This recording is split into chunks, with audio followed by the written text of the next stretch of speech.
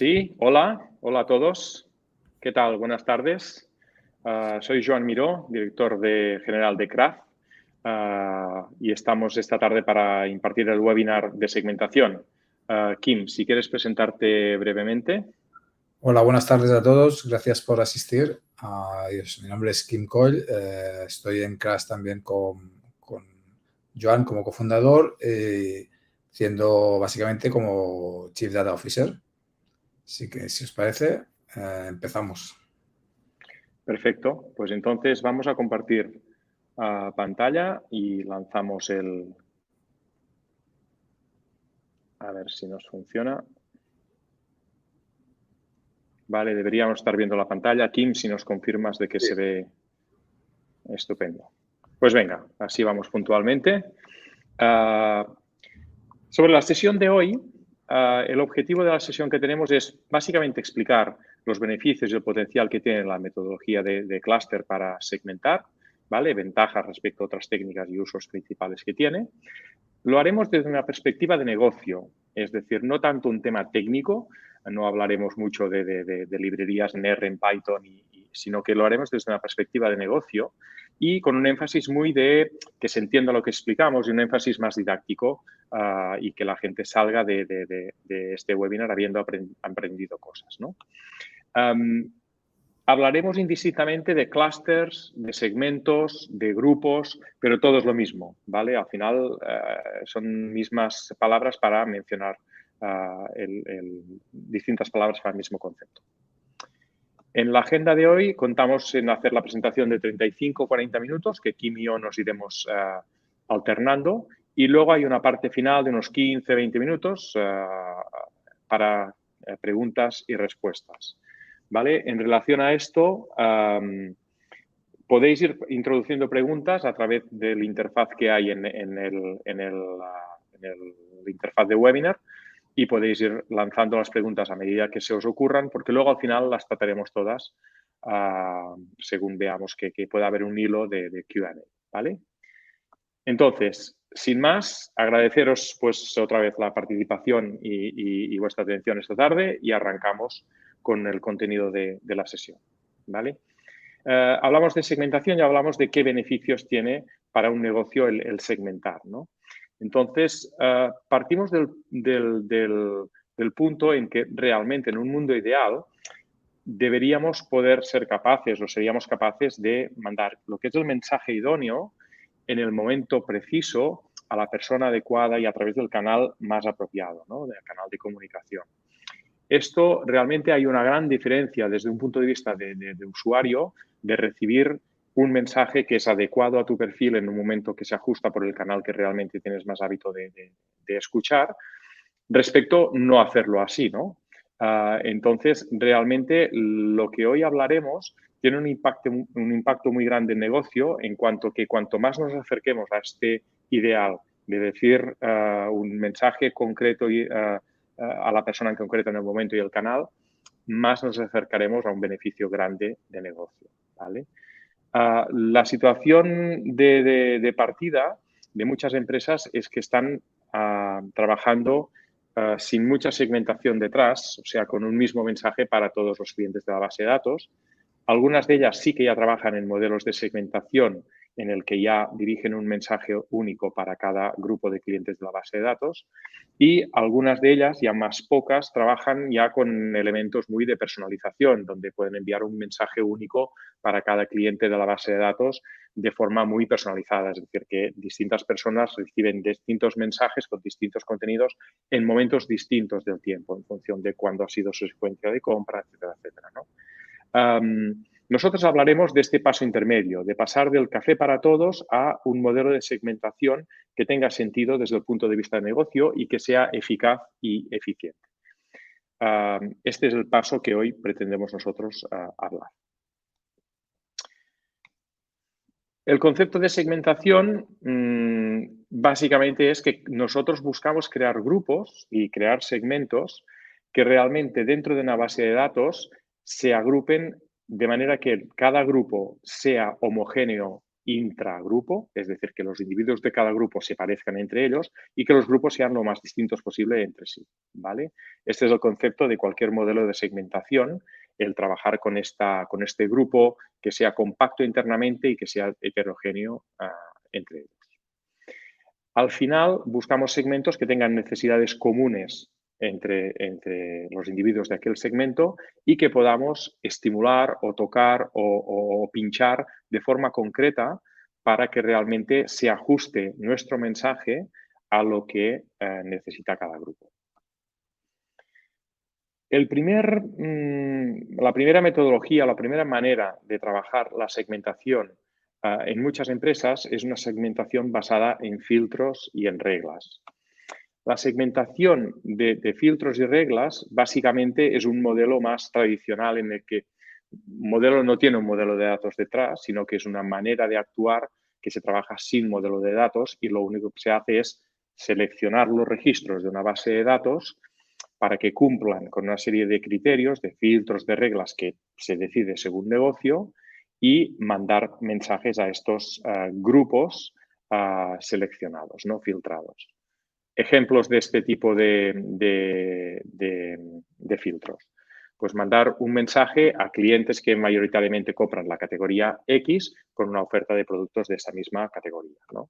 Otro ejemplo sería pues, clientes con un histórico de compra de productos premium de precio alto y así más destacados con ofertas de producto precisamente en este rango de precio más premium, ¿no?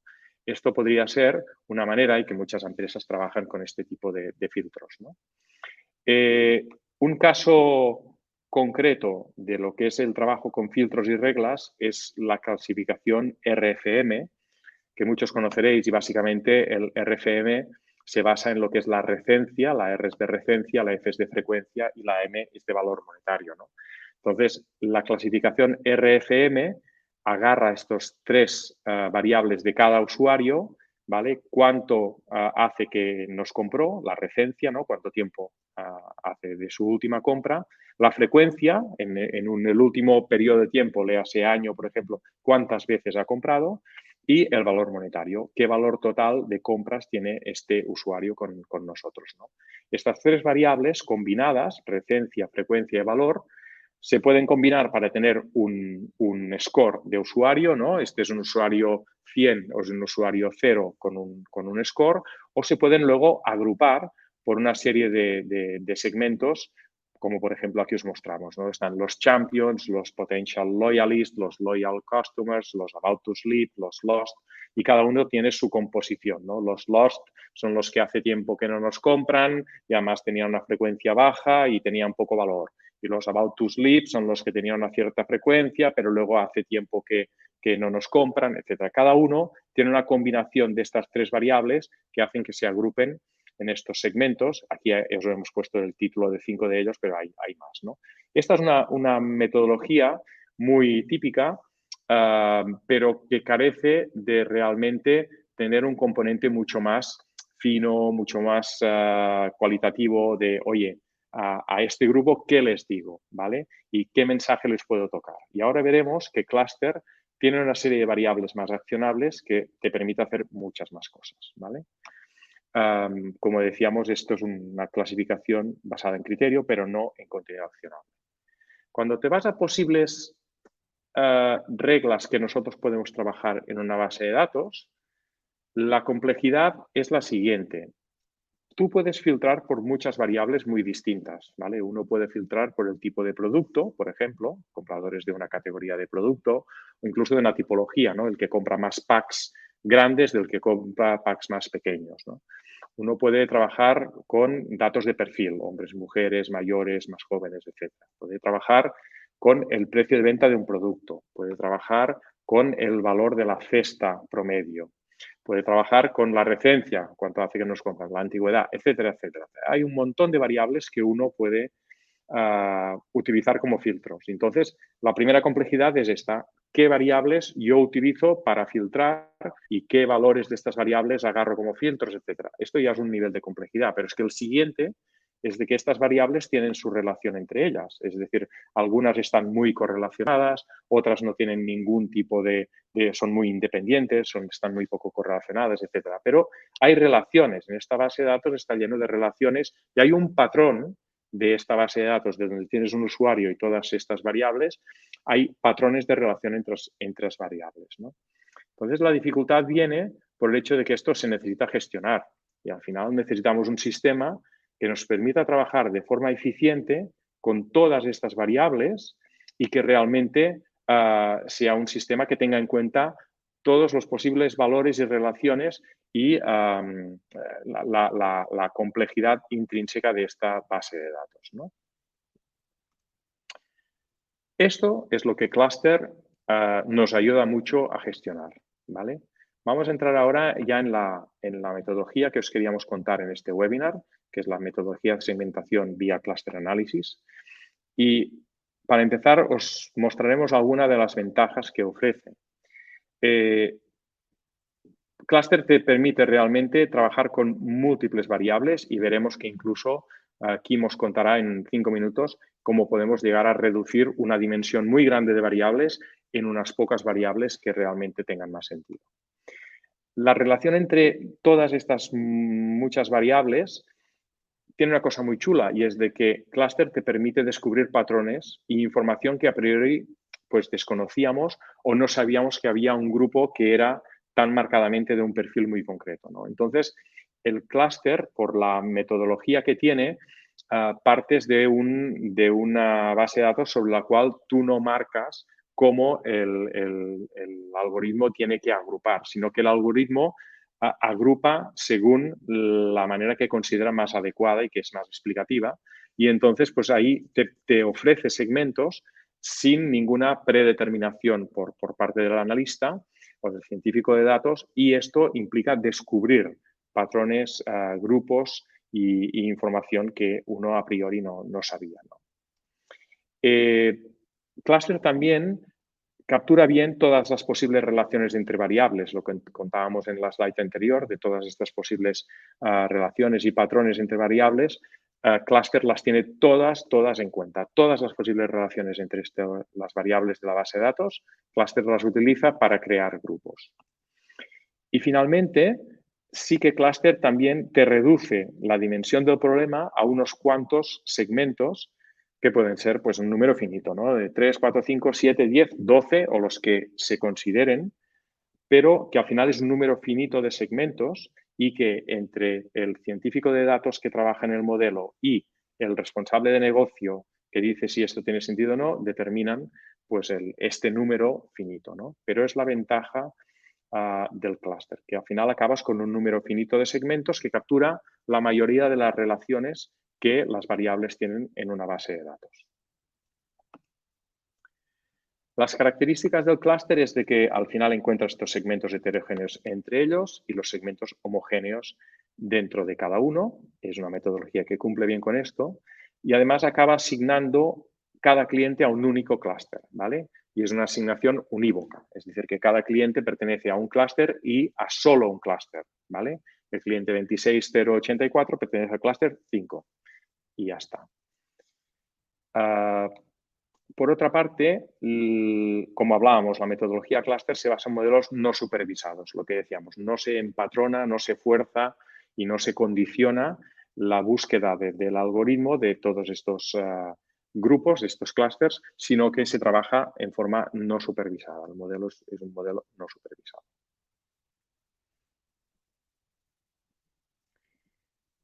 Vale, Kim, si te parece, arrancas tú con esta parte de implementación y ya la parte menos conceptual y ya más práctica de proyectos. Genial, sí, genial, vale. Pues vamos a ver cómo aplicamos lo que está explicando Joan, ¿no? A un modelo concreto, ¿no? Es decir, cómo hacemos esto a un proyecto concreto, ¿no? Lo primero que vamos a considerar es qué variables vamos a poner en nuestro modelo. Así de forma genérica, podemos agrupar las variables en distintos grupos, ¿no? Por ejemplo, cuando estamos inventando una base de datos que son de clientes, tenemos las variables de perfil de usuario, es decir, sexo, edad, variables puramente de perfilado, Pero también tenemos las variables muy interesantes que son transaccionales, es decir, qué tipo de canal utiliza para comprar con nosotros, es decir, es un cliente que ha venido por online, que ha venido por tienda física, qué tipo de compra ha hecho, cuándo ha hecho la compra, qué tipo de producto ha comprado, es decir, todo eso, estas variables que definen las transacciones que hace el usuario con nosotros, ¿no? Además, podemos considerar también las variables de comunicación, es decir, por qué canales se ha comunicado este cliente, ¿no? Es decir, es una persona que ha llamado, es una persona que nos ha contactado a través de una campaña que hemos hecho de email marketing, etcétera, ¿no? Y además tenemos las variables de producto, específicamente qué producto ha comprado, es decir, podemos intentar buscar la tipología de productos que busca este usuario, es decir, es una persona que busca un tipo de producto específico o es una persona que busca productos caros, productos baratos, rangos de precio, es decir, ahí toda la gama que queramos y que podamos conseguir en base a las variables que tengamos disponibles. Entonces, digamos que las variables a considerar son todas las que tengamos y las vamos mirando, y luego lo que haremos es, a nivel individual, esto es muy importante, cada una de estas variables qué valor tienen. Es decir, no es a nivel agregado, sino que el usuario número 1 miraremos las variables disponibles y miraremos qué valor tienen. ¿De acuerdo? A su vez, normalmente nosotros tendremos los usuarios con un ID que va a anonimizar el hecho de que los usuarios tengan un nombre, un apellido o un correo electrónico. Los vamos a tratar con un ID de usuario. Esto es importante para que sean anonimizados a nivel de análisis. ¿Vale? Entonces, una vez tenemos las variables, el paso siguiente es lo que está... intentaremos que haya pocas palabrejas en inglés. Esta es una de ellas, la Feature Engineering. Feature Engineering básicamente es lo que se llama crear nuevas variables a partir de las que tienes y mejorar las que tienes. Es decir, ejemplos, ¿no? Imaginemos que tenemos los productos de una categoría, pero nosotros no queremos la variable producto, es decir, no queremos saber el nombre del producto que ha comprado esa persona, sino que queremos saber el porcentaje de esos productos versus el total. Eso que nos parece muy obvio es una cosa que tenemos que forzar nosotros. Entonces, vamos a poner una variable adicional que va a ser porcentaje de producto de categoría tal respecto al total, ¿vale? Por ejemplo. Otra muy típica, número de productos en promoción comprados el último año. Nuestra base de datos típicamente puede tener información de productos en promoción, pero no las tendrá. Puede ser que no tenga el número de productos, sino que sencillamente tenga, por ejemplo, fecha en los cuales el individuo 1 ha comprado productos en promoción. Bueno, pues lo que hacemos es, miramos el último año y sumamos todos los productos que ha habido en esa promoción, ¿no? Y esa suma es una nueva variable que nos puede interesar tener en el modelo. De alguna forma es generar esta tipología de variables que nos va a ayudar al modelo, ¿no? Otra muy típica, ¿no? Compras online versus compras online o PVP promedio de productos adquiridos del último año. Es decir, nosotros podemos tener todos los productos que ha comprado la persona 1 durante el último año y qué vale cada producto y al final generamos una variable que se va a llamar cesta media, por ejemplo, ¿no? Y es el precio medio de esa persona para ese último año. ¿Vale? Son algunos de los ejemplos. Entonces, con esto ya tenemos nuestro set de variables de entrada del modelo. Entonces, nuestra base de datos inicial va a ser lo que comentábamos. Una ID de usuario, ID 1, es decir, el usuario 1, tiene para cada una de las variables a considerar, variable 1, variable 2, variable hasta las variables que tengamos, cada variable tendrá un valor, ¿de acuerdo? Es decir, y todos los clientes tendrán valores en esas variables. Si algún cliente en una variable concreta no tuviéramos el valor, ya veríamos cómo se trataría. Pero la idea es esta, que al final tenemos una tabla con identificador de usuarios y valor de las variables. ¿Vale? Una vez tenemos esta, vamos a seleccionar qué variables entran en el modelo. Esto es muy importante por varios motivos. Es decir, nosotros podemos tener 1000 variables que nos resultan interesantes, 2000 variables que nos resultan interesantes. Pero esto puede ser completamente inmanejable. ¿De acuerdo? Entonces, lo primero que haremos va a ser, con todas las variables que tengamos, ponerlas en el modelo. Y le preguntaremos al modelo, oye, de estas variables, ¿cuáles son las más relevantes y cuáles no para el modelo? Porque igual nos quedamos con 10 o con 15 o con 20, es decir, con un número manejable de variables, ¿vale? Y esto nos va a ayudar a hacerlo, el mismo modelo, con herramientas como la que estamos viendo, que es una gráfica de la varianza que se llama de cada variable, es decir, un box plot, donde lo que hacemos es escribir las variables por un determinado umbral. Es decir, cada variable de la izquierda, la variable 1, la variable 2, la variable 3, está explicando, según la rayita donde va puesta, está explicando un porcentaje de lo que llamamos varianza, es decir, está explicando un porcentaje de todo el modelo. Entonces, nosotros ponemos una raya roja, una línea roja y decimos, vale, las que nos explican poco no las tendremos en cuenta. Solo tendremos en cuenta las que explican a partir de esta rayita roja. Y eso nos delimita qué variables escogemos para el modelo. Es una forma de seleccionar variables y reducir el número de variables finales para la entrada al modelo. Vale, entonces, el siguiente paso, y aquí vamos a pasar muy de puntillas, es seleccionar qué modelo de clustering puramente vamos a utilizar. Hay distintos modelos, hay muchos modelos matemáticos para hacer esto. Los más típicos se llaman K-means o Hierarchical Clustering, pero básicamente cada uno tiene sus diferencias, pero al final vamos a intentar, es el mismo approach para intentar llegar a lo mismo. Es decir, de los dos dibujos que tenéis aquí, esto sería, el dibujo de izquierda sería unos datos, unos clientes con dos variables, x1 y x2, ¿vale? Y a la derecha tendríamos este grupo de clientes que hemos segmentado con estas dos variables y hemos creado tres clusters, tres segmentos. Los hemos agrupado por segmentos, ¿vale? Hemos utilizado un método de cluster para llegar aquí. Pero aquí no entraremos mucho más en detalles. Sencillamente que hay que escoger un modelo y ejecutarlo, ¿vale? Entonces, una vez tenemos el modelo nos saca el modelo no impone qué número de clusters es el óptimo. Es decir, nosotros, el modelo nos va a dejar escoger cuántos segmentos, cuántos clusters queremos escoger, ¿vale? Lo que va a hacer el modelo es darnos pistas. Es decir, el modelo no te va a decir, oye, mira, el número 6 es el perfecto en vez del 7, ¿no? El modelo lo que va a hacer nos va a decir lo que estamos viendo aquí. Es decir, dependiendo del número de segmentos que cogemos, el número de clusters, el número de segmentos, cada vez vamos a estar cometiendo un poquito menos de error, ¿vale? Es decir, si cogiéramos un solo segmento, estaríamos cogiendo todo este error que vemos a la izquierda. Si en vez de un segmento escogemos dos, ya vamos cometiendo menos errores, ¿vale? Hasta que hay un punto en el cual subir de número de segmentos, cuando vemos aquí, de 5 al 6, no aporta mucha más información, ¿vale? O de 5 a 15. Cometemos muy pocos errores, en cambio, añadimos mucha complejidad a nuestro proyecto porque estamos incrementando mucho el número de segmentos, ¿vale? ¿De acuerdo? Entonces, esto que se llama el Bow Method, un método del codo, se basa precisamente en esto, en explicar el punto en el cual es óptimo escoger el número de segmentos que obtendremos del proyecto, ¿vale? Y hay dos cosas críticas, es decir, como os decía, el modelo nos da pistas, nos sugiere cosas, pero nosotros tenemos que saber interpretar qué nos sugiere y, como siempre, interpelar a negocio, hablar con negocio para entender exactamente cuántos números de segmentos van a ser. Es decir, que tengan sentido para el negocio. Tú puedes enseñar 5 segmentos y que negocio diga, hombre, está bien, pero si me enseña este set de 7 segmentos, para mí tiene más sentido. Pues nos quedaremos con el de 7. Es decir, esto es un proceso iterativo donde el negocio tiene mucho que decidir. La segunda cosa importantísima es la capacidad operativa que llamamos de gestionar estos segmentos. Un ejemplo típico.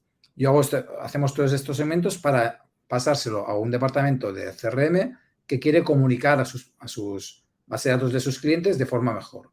De forma que, si tienes 5 segmentos, enviará un tipo de comunicación distinto a cada uno de estos segmentos. A los individuos del segmento 1 hará una comunicación. Esto lo veremos luego, ¿no? Cómo hacemos esto.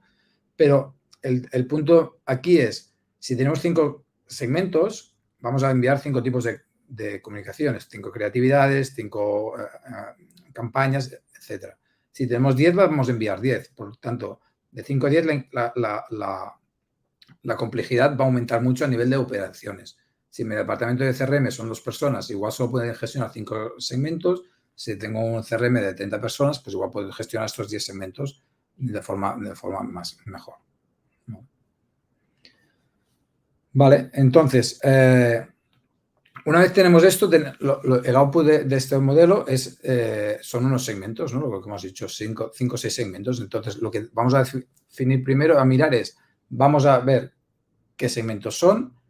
Los segmentos están compuestos por individuos, ¿vale? El segmento 1 tendrá, no sé, 3.200 individuos, el segmento 2, 4.523, pero sabemos en cada segmento qué individuos hay, ¿de acuerdo? Entonces, vamos a ver qué es cada segmento y qué diferencias hay entre ellas. Por ejemplo, vamos a ver, imaginaos, esto es un ejemplo, que tenemos un clúster, el clúster número 1, y miramos en detalle todos los usuarios, ¿no? Y miramos todos los usuarios, qué porcentaje de usuarios de este clúster, de este segmento, han participado en alguna promoción el año pasado. Y vemos que es el 90%. Es decir, el 90% de los usuarios que hay en el clúster han participado en promociones. Esto lo comparamos con la media de toda nuestra base de datos. Si había 2.000 personas en el clúster número 1 y 10.000 en la base total, lo comparamos el 90% de estas 2.000 personas con qué ha pasado al resto, ¿no? A los 10.000 totales. Pues vemos que la base de datos total, solo un 40% son promocioneros. Es decir, son 40% comparado una promoción el año pasado. ¿Qué significa esto? Que esta variable es relevante en este clúster. Cuando miremos esta variable, veremos que este clúster, veremos que esta variable lo define bien. Será una de las variables que le vamos a dar importancia, porque el 90% de usuarios que han participado en una promoción es mucho más elevado que la media, que es 40. ¿Vale? Así con todas las variables que tengamos que hay en el modelo, y veremos que algunas son significativas y otras no. Por ejemplo, lo que decimos aquí, 95% de los compradores son online, cuando la media de base es un 60%. Esto es significativo. En el clúster número 1, el 95% son compradores online. Entonces, sabemos que este clúster está definiendo a grupos de personas que compran online. En cambio, podríamos decir, el tercer ejemplo, compran productos de la categoría X en el 70% de sus compras. ¿Vale? Esto es así, pero no es significativo, porque la media es 65%. Es decir, la penetración en la categoría X del total de clientes es 75 y en este clúster es 60. Bueno, sabemos, está bien saberlo, pero esto no es definitivo de este clúster, ¿no? No es muy distinto de los otros, en este caso. ¿Vale? Y aquí da otro ejemplo, ¿no? Solo compran categoría Z el 5% de los usuarios, mientras que la media son 30. Bueno. En resumen, haremos esto para todos los clústeres y tendremos esta tabla resumen aquí. ¿Vale? Esta tabla se lee de la siguiente forma, ¿de acuerdo? Se lee de arriba abajo y de izquierda a derecha. Es decir, lo que tenemos a la izquierda son el número de clústeres y lo que tenemos en los títulos de las columnas son el nombre de las variables que han entrado en el clúster. Por ejemplo, la variable si han participado en alguna promoción el año pasado. ¿Vale? Vemos que el clúster número 1, como comentábamos antes, aunque es un ejemplo, pero han participado de media el 90% de la gente que hay en el clúster número 1, es decir, de las 2.000 personas que en el número 1, el 90% han participado en una promoción el año pasado. Esto es muy relevante, porque significa que cuando comunicamos a esta gente vamos a tener en cuenta que son gente que son sensibles a las promociones. Por contra, el clúster número 2 también es muy significativo que solo el 10% hayan participado en alguna promoción. Es decir, los dos números, como son extremos, son significativos. Por lo tanto, el clúster número 2 va a decir que hay gente que es muy poco sensible a las promociones. Entonces, no va a ser un clúster con el que vamos a jugar con promociones. ¿Vale? El clúster número 3 sí que vamos a jugar con promociones y el clúster número 8 también vamos a jugar con promociones. En cambio, los clústeres 4, 5, 6 y 7, esta variable no es definitoria. 40, 52 no es una variable con la cual nos vayamos a meter, vayamos a decir, es que el clúster número 4 es realmente gente promocionera. No lo es. Hay gente que sí y gente que no. ¿Vale? El clúster número 4 lo definirán otras variables que no hemos puesto aquí en ejemplo, ¿no? Porque podría ser, por ejemplo, como vemos en rojo, que no sean compradores online. Un valor en rojo lo indicamos cuando es un valor bajo o un valor alto en compradores de tienda física, ¿vale? Entonces, podríamos decir que el clúster número 4, si el valor de compradores online es 5% versus el compradores de tienda física, que es 95%, estaríamos interpretando que el clúster número 4, una de sus características definitorias es que son compradores, gente que compra mucho online. Perdón, muy poco online, porque compran mucho en tienda física. ¿Vale? Son gente que va a las tiendas físicas. Y así lo hacemos para todos los clústeres y para cada una de las variables. Es decir, miramos esta foto, la miramos bien, la compartimos con el negocio, nos sentimos cómodos y en base a eso describimos cada clúster cuáles son sus características que lo definen y intentamos crear una descripción de cada clúster, entender qué hay en esos clústeres. Vale. Entonces, habréis visto que estaba aquí hablando de porcentajes, de número de clústeres. Entonces, nos preguntamos, ¿hay una única solución? No, no hay una única solución. ¿Vale? Es muy importante que no hay una única solución. El modelo, tú puedes escoger, como hemos visto, distintos números de clústeres y eso así variará un poco el tipo de clústeres, variará de las variables que finalmente hemos entrado en el modelo. Podemos haber entrado 10 o 15 o 12. Es decir, vamos a ir jugando con estas variables y vamos a hacer una cosa muy importante que es iterar. ¿Vale? Es decir, cuando llegamos a una solución, la vamos a compartir con negocio y vamos a pensar, esta solución nos sentimos cómodos, nos gusta, hemos encontrado los patrones más o menos que intuitivamente creíamos o al revés, o hemos encontrado cosas que no sabíamos del negocio y que nos han, pero vemos interesantes, vale, pues nos quedamos con ese set de datos, de clústeres. Igual decimos, oye, vamos a probar incluyendo esa variable que no habíamos incluido y generamos otra vez el modelo. O vamos a probar, en vez de 10 clústeres como estamos sugiriendo, con 9, ¿qué pasaría? Y jugamos un poco con esto. Vale, entonces hasta aquí yo creo que es un poquito explicaros cómo funcionan un proyecto puramente de implementación de clústeres. Ahora Joan nos va a hablar de la accionabilidad y de la importancia de esta accionabilidad. Sí, gracias, Kim. Básicamente, hablar de una segmentación es hablar de cosas que vamos a hacer con esta segmentación. Entonces, a lo que tenemos que ir a buscar es a que realmente el proyecto sea accionable. ¿Qué quiere decir accionable? Pues básicamente que hablemos de cosas que sean realmente muy activables. Por ejemplo, variables tipo categoría de productos comprados. Pues, hombre, si alguien te compra productos de una categoría y no te compra productos de otra, pues esto es bueno que el mensaje que le mandes le hables de la categoría que compra y no le hables de la categoría que no compra, digámoslo así. O sea, es accionable, ¿no? Es accionable el hecho de que compre una tipología concreta de productos, ¿no? Si son premium purchasers o si compran grandes cantidades de packs grandes o pequeños, etcétera, ¿no? Si es consumidor de promociones o no es promocionero. Si es de esto, ¿no? Hablábamos de packs a nivel de tipología de producto, no tanto categoría, sino más de tipología, de canales de compra, que sea vía online, vía offline, cualquiera de los dos. Canales de comunicación, ¿sabes? Si nos abre los emails, si comunica con nosotros digitalmente, o bien si es alguien de llamar por teléfono o de ir presencialmente a la tienda, y etcétera, ¿no? Todas estas variables son muy accionables, ¿no? ¿Qué es un ejemplo de clúster con mucha accionabilidad? Pues definir un clúster que son compradores promocioneros, que además coincide que son compradores principalmente online, pero compran poco a través del canal presencial, que además responden muy bien a mensajes push de la app y que compran productos de la categoría X en todas sus compras o en una proporción grande de sus compras, ¿no? Y no compran de la categoría Y. Esto sería un segmento muy accionable, ¿no? Porque realmente tiene muchos enganches desde un punto de vista de comunicación, ¿vale? Al final tenemos que segmentar para comunicar mejor, o sea, que el objetivo es que la segmentación no es más que un ejercicio previo a un plan de comunicación, ¿vale? Y en cada segmento vamos a determinar pues, qué mensajes, en qué momentos, con qué frecuencia, a través de qué canales, etcétera, diremos a cada uno de ellos, ¿no? Para ello podemos utilizar canales propios de nuestra empresa, que son todos los own media que se definen tipo, pues tenemos email, podemos enviarles un SMS, podemos hacerlo un push mobile si tenemos una app, podemos contactarlos a través de la web si hay login, pues mandarles mensajes a través de la web o ya más a nivel personalizado. La app, si hay login, también podemos mandar mensajes a través de la app. Podemos sacar tickets impresos a través de la caja registradora, ¿vale? Que también es una cosa que en retail pues, se hace si hay todo el programa de fidelización. Puede haber comunicaciones postales, ¿por qué no enviar un tarjetón a casa? Depende de los márgenes que cada uno tenga y lo que se pueda gastar en cada impacto, pero se puede pensar en comunicaciones postales, incluso en teléfono, ¿vale? Todo esto son canales propios.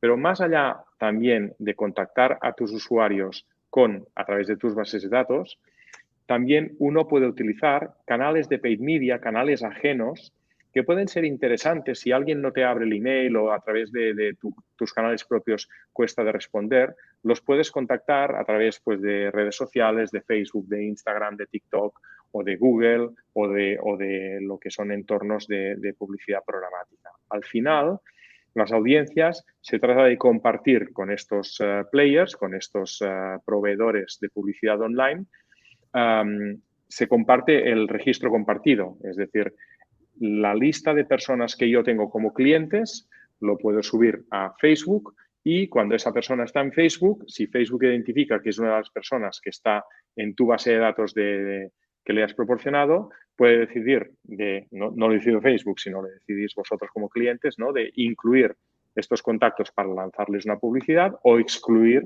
contactos para no lanzarles esta publicidad, ¿vale?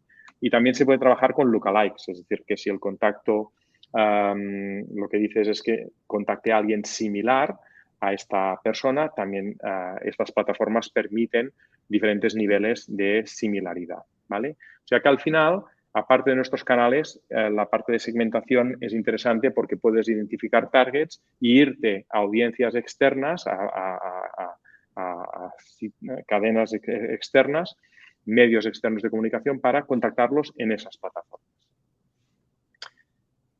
Otro tema en el que no nos meteremos tanto, porque aquí hablamos más de datos y no de contenido de comunicación, pero por darle un poco de contexto, es de que al final sí que pueden haber algunas comunicaciones generales no segmentadas que tienen un objetivo más de comunicación, informativas, de notoriedad, de posicionamiento, de imagen, lo que sea, ¿no?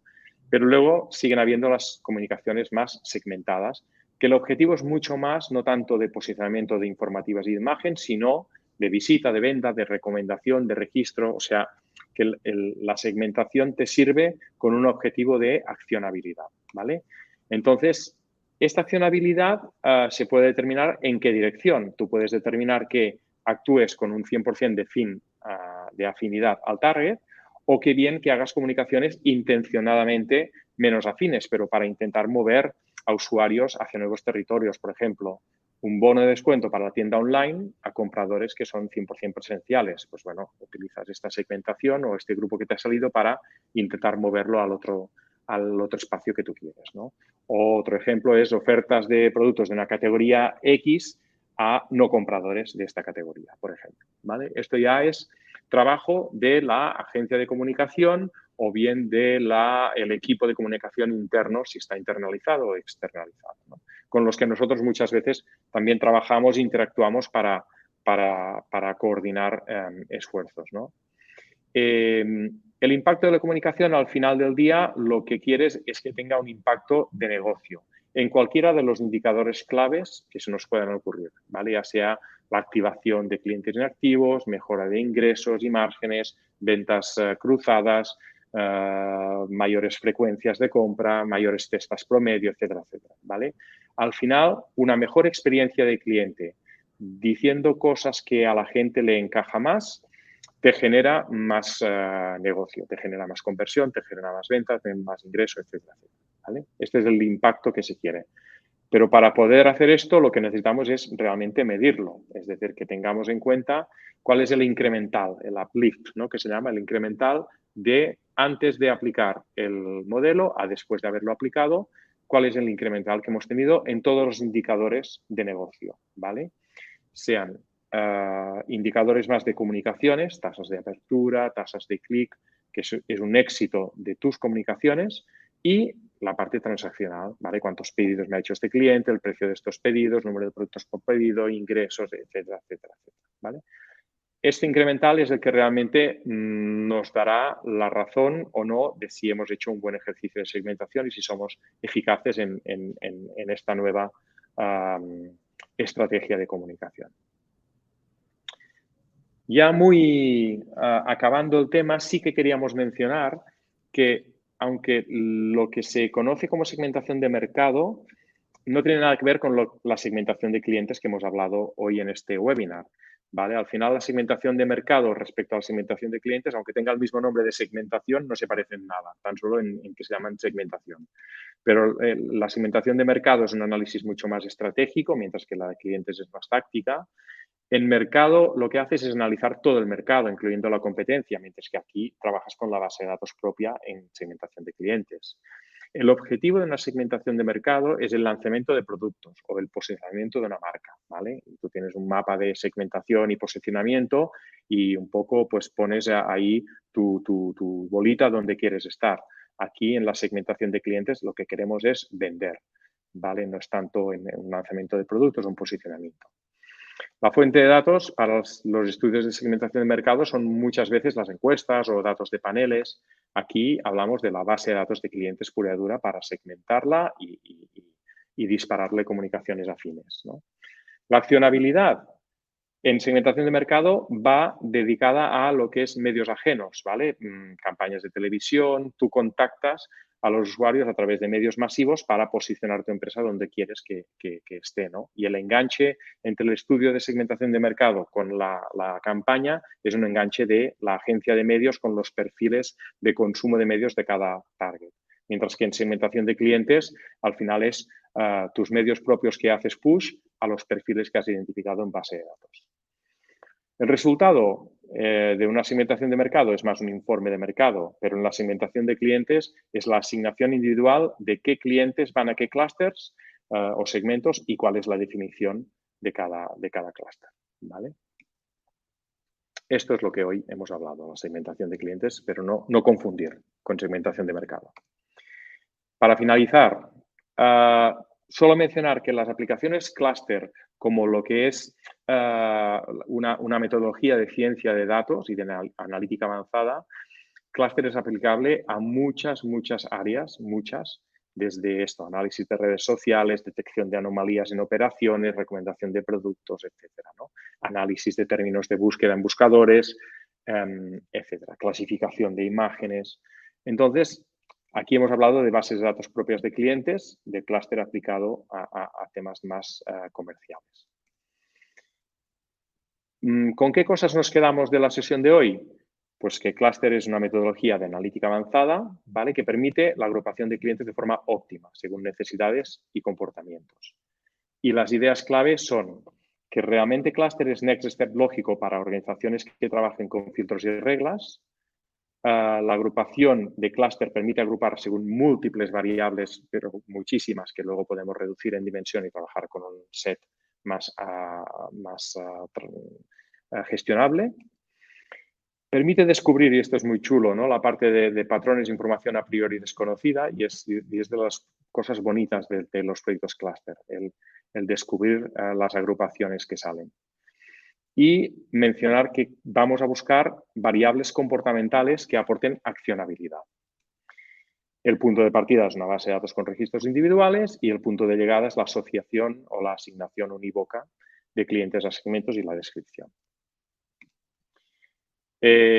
Haremos otro webinar el 22 de julio con la IAB, donde hablaremos de evaluación de eficacia, modelos de marketing mix, el MMM y atribución, ahora que estaremos en un escenario cookieless, cross-channel attribution. Hablaremos de todo esto el 22 de julio en un webinar que estamos organizando con la IAB. Y muchas gracias por vuestro tiempo y atención. Estamos, sí, más o menos según la hora, 45 minutos de presentación y abrimos turno de preguntas, Kim, que no sé si... Ya hay algunas, pero, sí. Vale. Preguntas.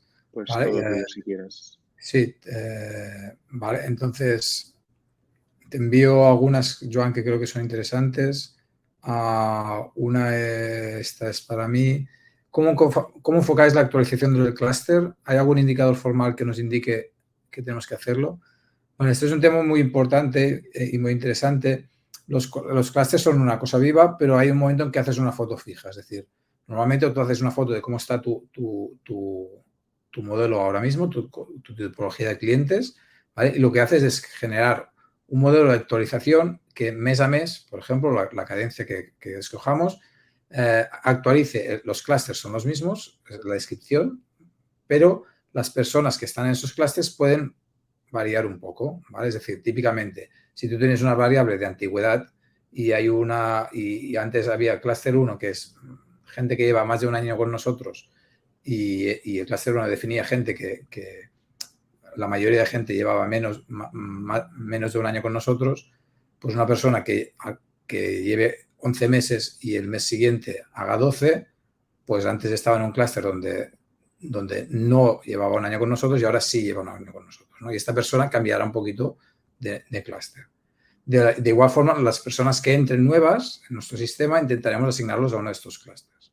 Esto es lo que llamamos el refresco de las personas en base a cómo cambian sus variables dentro del clúster. Otra cosa es que digamos y que se hace, oye, ahora estos clústeres de esta segmentación ya no me es válida porque mi estructura de mercado ha cambiado mucho, mi tipología de ventas, mi tipología de usuarios ha cambiado mucho. Entonces, lo que se hace es rehacer todo el análisis de clúster. Eso pues, se puede hacer una vez al año, una vez cada 2 años. Eso es muy decisión de negocio. Cuando uno cree que realmente estos segmentos no están ya describiendo su base de datos en su globalidad. Vale, más preguntas. Esta es para ti, Joan. Bueno, en un negocio B2B, B2C, el problema es acceder a variables ligadas al cliente final, ya que se trabaja a través de distribuidores. ¿Cómo resolverlo? Esto hemos tenido algún ejemplo, ¿no? Nosotros con esto. Bueno, lo primero que hay que decidir es si el clúster es una agrupación de clientes más B2B o porque puede ser, o sea, a veces en B2B hay, no es que sean unos pocos, o sea, es B2B, pero hay mucha capilaridad, o sea, no sé, un fabricante de productos de consumo al final distribuye a través de muchos retailers, ¿no? De tiendas muy pequeñitas también puede haber, ¿no? Convenience store y todo esto. Con lo cual hay que decidir si lo que estamos agrupando es negocios, B2B, o estamos agrupando clientes finales. Si agrupamos clientes finales, son clientes finales que tienen que formar parte, o sea, aunque no sea el canal directo, sí que el cliente tiene que tener el contacto de estas personas, porque si no, o sea, al final tú segmentas para poder contactar con personas individuales, ¿vale?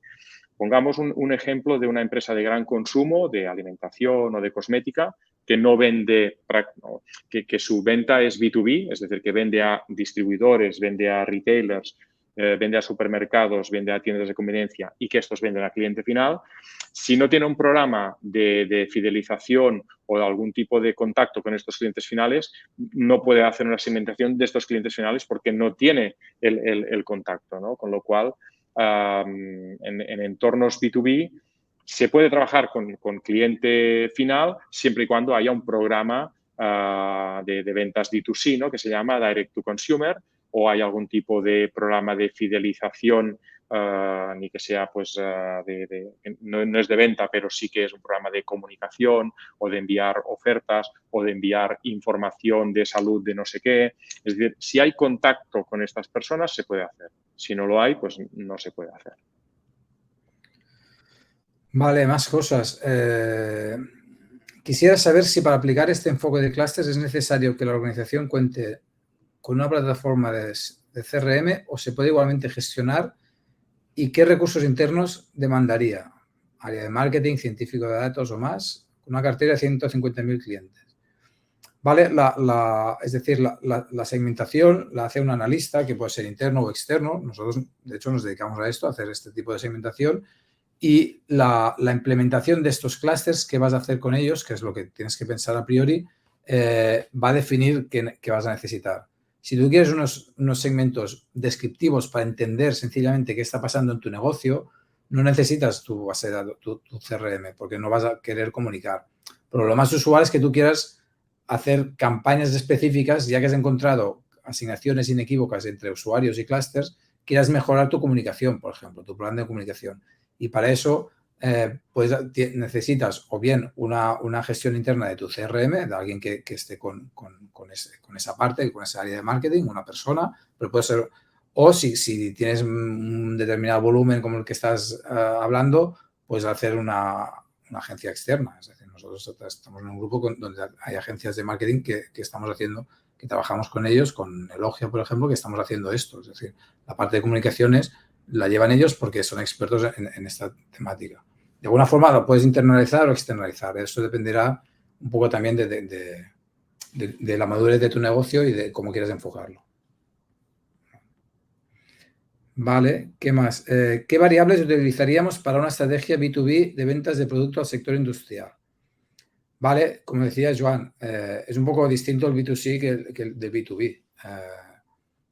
a nivel de variables hay que ver de qué dispones. Por ejemplo, si no dispones de un CRM, pero dispones de un ERP, de un sistema de ventas, si dispones de... Es decir, lo primero que hacemos siempre es analizar las fuentes de datos disponibles propias. Por ejemplo, tú tienes un ERP con las ventas que estás haciendo a B2B, eso está asignado lo tienes asignado a clientes, tienes una base suficiente de clientes, aunque sean B2B, para que tenga sentido esa segmentación.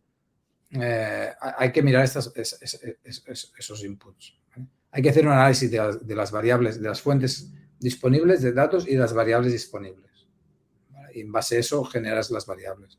Va a depender mucho de la industria, como decíamos, ¿eh? Es que esto es una fase muy importante de conceptualización del inicio del análisis. ¿Qué variables vas a utilizar para tu último propósito? Porque al final los segmentos se van a definir en base a las variables que has puesto en el modelo. Con lo cual, lo que tú quieras averiguar tiene que estar dentro del modelo. Esto que siempre decimos, garbage in, garbage out, se dice, ¿no? Es decir, si tú no pones nada bueno en un modelo, no vas a sacar nada bueno, por más que el modelo sea muy bueno. La tipología de datos, las variables y cómo de bien estén es muy importante. Y por eso se hace esta fase de consultoría inicial y en un B2B sería igual. Se definiría cuáles son tus fuentes de datos que tienes y habría que hacer esta prospección. Vale, ¿qué más tenemos? ¿Cómo se plantea la segmentación y clases de clientes offline? ¿La trazabilidad es más compleja, nos parece? Sí, es más compleja. Es decir, hay distintas maneras, pero todo lo que es el dato digital, que es donde te ayuda mucho a obtener ese dato, ¿no? Hay metodologías, ¿no?, para obtener datos en tiendas y han ido evolucionando. En el mundo de Internet of Things y de inteligencia artificial hay maneras de saber si un usuario ha entrado en tu tienda, tarjetas de fidelización, ¿no? Lo típico que te dan en el supermercado o en una tienda es, oye, suscríbete a nuestra tarjeta de fidelización. Bueno, lo único que quieren saber es que tener tus datos, ¿no? O bájate la app y un 5% de descuento. Tener una persona en una aplicación, ya lo sabéis, es buenísimo a nivel luego de comunicación de marketing, porque sabes lo que está haciendo y le puedes comunicar. No sé si, Joan, querías añadir algo también a esta pregunta. No. O sea, básicamente el tema de programas de fidelización, que ahí tienes todo el track no es dato digital, pero cuando pasas por la caja registradora se te asigna a tu cuenta todo el carrito que has comprado, con lo cual la calidad del dato es buena. Vale, creo que hemos respondido a todas las preguntas que había en Question and Answers. Si alguien tiene alguna, aún está a tiempo de escribirnos por el chat o... Bueno, ya estamos prácticamente en tiempo aquí. Vale, perfecto. Pues entonces, básicamente esto, agradeceros el tiempo que habéis pasado esta tarde con nosotros. Estamos a vuestra disposición para cualquier pregunta adicional, consulta y lo que queráis. Agradecer al equipo de Logia que ha estado por detrás ayudándonos y del grupo Vico también ayudándonos en lo que es la gestión del interfaz y la organización del webinar, y agradeceros una vez más la asistencia al mismo, y que os enviaremos la grabación de este webinar próximamente, en cuestión de días, entiendo, para que podáis, pues, recuperar la grabación y compartirla abiertamente. Esto es todo por mi parte. Sí. Muchas gracias a todos. Muchas gracias.